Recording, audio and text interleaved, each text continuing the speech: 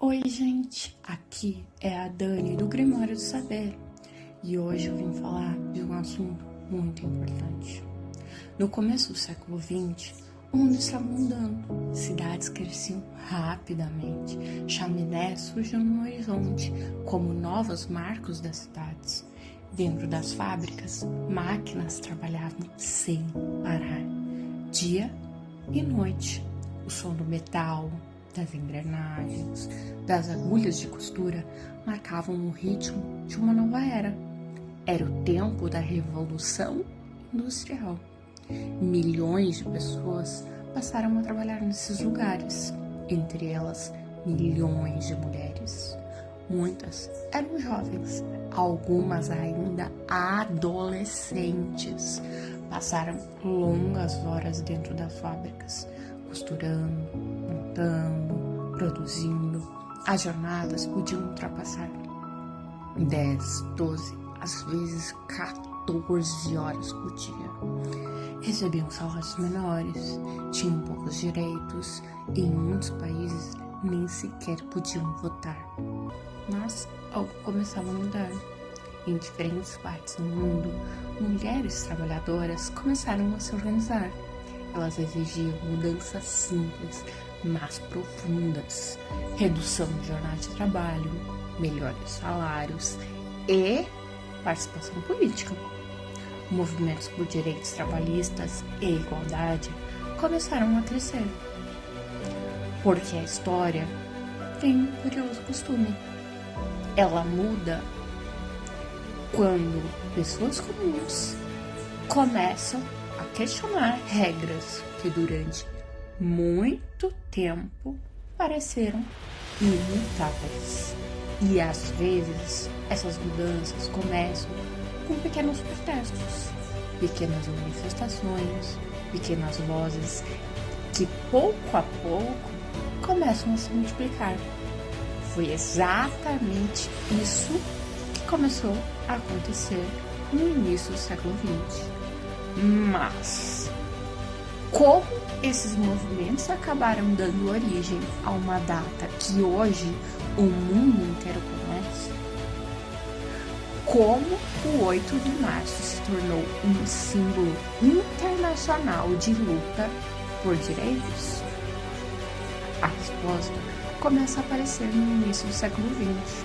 Em 1908, milhares de mulheres participaram de manifestação em Nova York pedindo melhores condições de trabalho e direito ao voto. Mas esses protestos não eram um caso isolado. Movimentos semelhantes estavam surgindo em várias partes da Europa. E foi nesse contexto que aconteceu um evento importante. Em 1910, na cidade de Copenhague, na Dinamarca, ocorreu a segunda Conferência Internacional de Mulheres Socialistas. Delegadas de vários países estavam reunidas para discutir direitos trabalhistas e participação política feminina. Durante essa conferência, uma ativista alemã chamada Clara Zetkin apresentou uma proposta que teria consequências duradouras. Ela sugeriu a criação de um dia internacional dedicado à mobilização pelos direitos das mulheres. A ideia era simples, mas poderosa. Criar uma data em que as mulheres de vários países pudessem organizar manifestações ao mesmo tempo e chamar a atenção por suas reivindicações.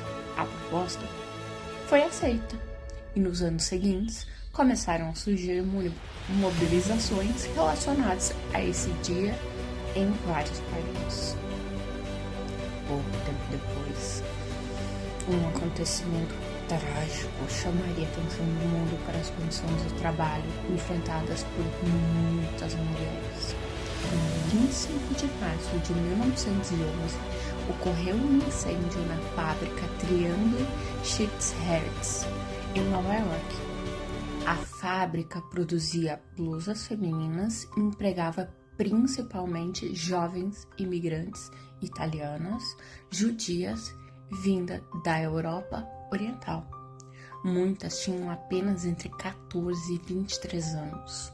Nesse dia, um incêndio começou nos andares superiores do prédio. O fogo se espalhou rapidamente entre pilhas de tecido e materiais inflamáveis. Quando muitos trabalhadores tentaram fugir, encontraram um problema terrível. Algumas portas de saída estavam trancadas. Essa prática era usada em certas fábricas para impedir pausas durante o trabalho ou furto de material. O resultado foi devastador. Algumas trabalhadoras correram para os elevadores, outras tentaram escapar pelas escadas de emergência, algumas ficaram presas, muitas acabaram tentando fugir pelas janelas. No final do incêndio, 146 pessoas morreram. A maioria eram mulheres jovens. A tragédia chocou a população de Nova York. Milhares de pessoas acompanharam os funerais das vítimas.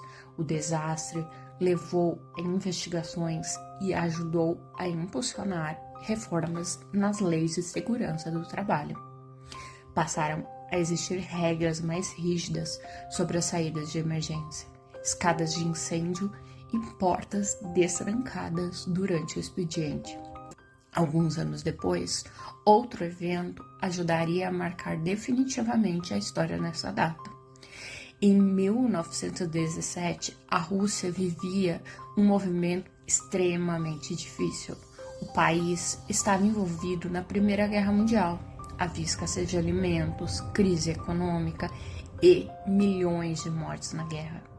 Nesse contexto, mulheres trabalhadoras organizaram uma grande manifestação na cidade de Petrogrado, atual São Petersburgo.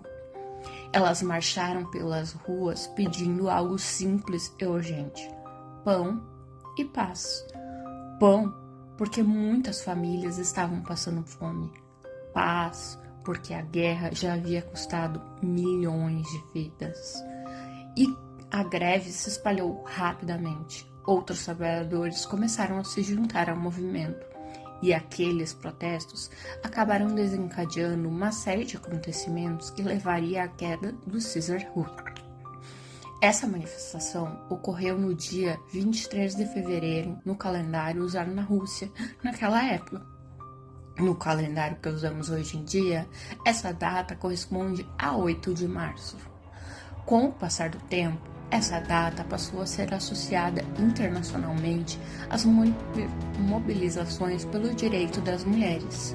Décadas depois, em 1975, a Organização das Nações Unidas, a ONU, reconheceu oficialmente 8 de março como Dia Internacional da Mulher. Desde então, a data passou a ser celebrada em vários países do mundo. Mas é importante lembrar algo: o Dia Internacional da Mulher não nasceu como uma comemoração tradicional. Ele nasceu de movimentos sociais, protestos e reivindicações por direitos.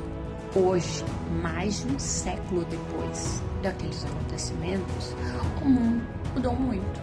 Em muitos países, mulheres conquistaram direitos que antes parecia impossível.